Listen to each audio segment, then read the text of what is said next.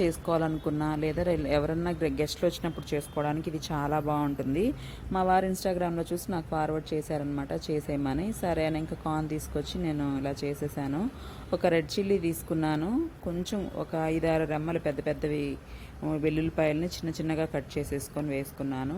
ఇంకా కార్న్ ఉడికించుకొని ఒక బౌల్ వేసేసుకోండి. ఒక ఉల్లిపాయని పెద్ద చీలికలుగా కట్ చేసుకోండి. ఒక 2 స్పూన్లు నువ్వులు, అలాగే కరివేపాకు చిన్నగా కట్ చేసుకొని ఇవన్నీ కలిపిన తర్వాత బియ్యపిండి 2 స్పూన్లు, కార్న్, అలానే నేను పొటాటో కూడా వేసుకున్నాను. మీరు వేసుకోవాలంటే వేసుకోవచ్చు.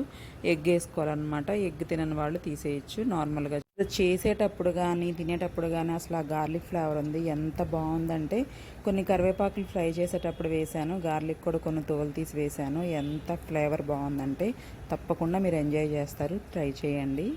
ఫ్లేమ్లోనే చేసుకోండి, చాలా కరకరలాడుతూ బాగుంటుంది.